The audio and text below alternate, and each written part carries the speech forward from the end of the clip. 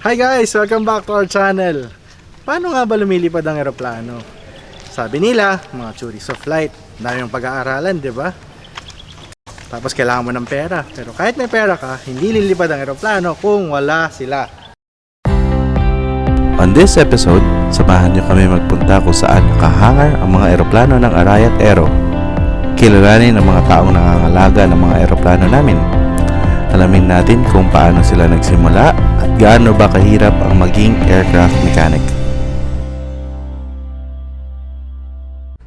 This video is proudly sponsored by Travelog PH. For hassle-free travel experience, visit travelog.ph. With special thanks to Director Joshua Fabricante, Color Chemistry, and Arayat Aero Foundation Inc.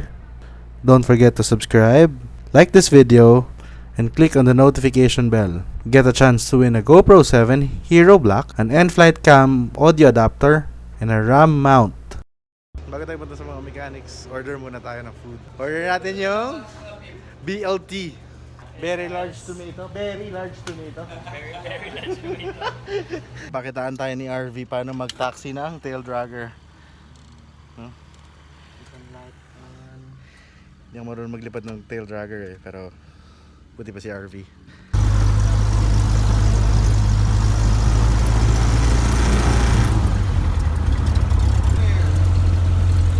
Sabi nila malikot sa paa.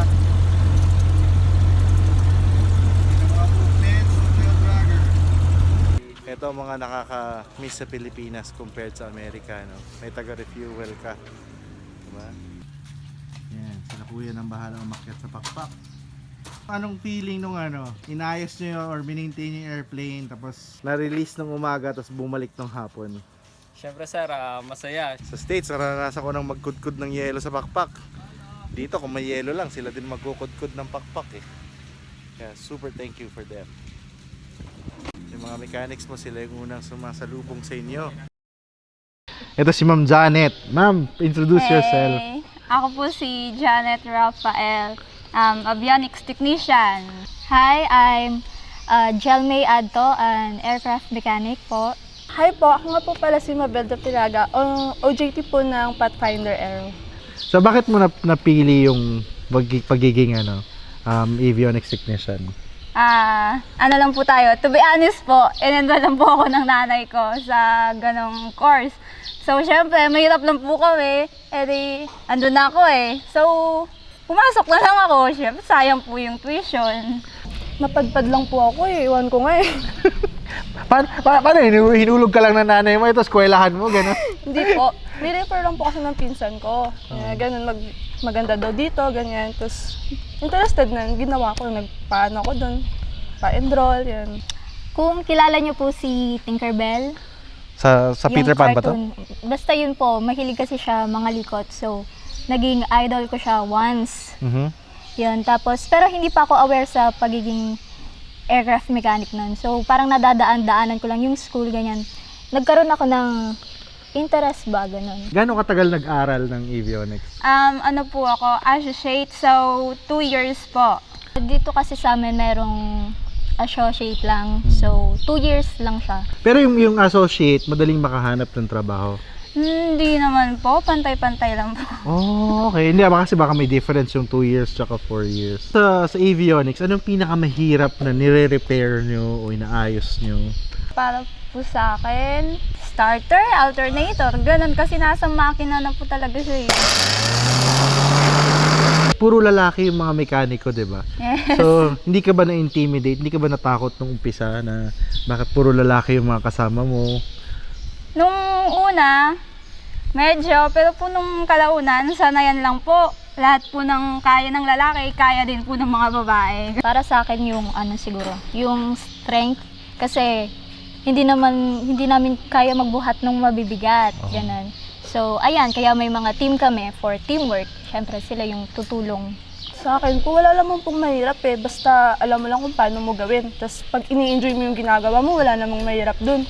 Ano mo ng advantage sa tingin mo ng babae na technician, na avionics versus sa lalaki? Para po sa akin, parang pantay-pantay lang po sa akin eh. Paano ka nag-apply sa Pathfinder? Nirefer na rin po ako ng pinsan ko.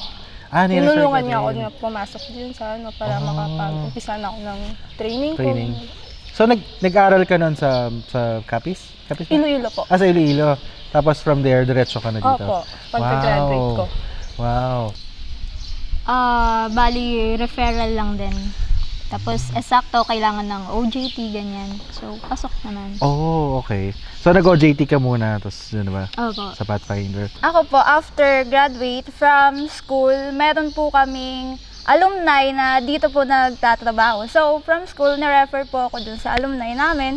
Tapos, yung nagtatrabaho po dito, yun, kinuha po ako. Oh, Tapos, OJT pa po ako dun. galing. So, kamusta naman yung work sa Pathfinder? Sobrang cool. Sobrang cool. Anong pinaka nagugustuhan mo na nagtatrabaho dito sa... Yung mga heads namin, sobrang sila, parang na ituturo nila lahat ng dapat na maituro. Parang nagiging training ground na talaga for bago mag-exam ganun, for practicals. Dito po, nasa environment. Gusto ko po yung mga tao dito, parang nakakasalamuha. Kasi sa loob po, after work, parang pantay-pantay lang. Yung pamilya ng boss mo, nakakasalamuha mo, kaya parang stress reliever din po. Galing, ang ganda. Maganda. So, in short, magandang work environment dito sa Yes, Pathfinder. opo. Sa mga kasama nating mga piloto, hindi rin madali ang maging aircraft mechanic. Lagi niyong isipin na sila ang partner natin sa lahat ng lipad. Hindi tayo makakalipad kung wala ang kanilang mga pirma.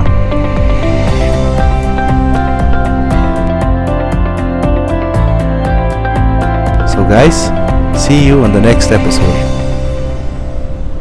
Cockpit Chatter, exploring destinations One runway. at a time.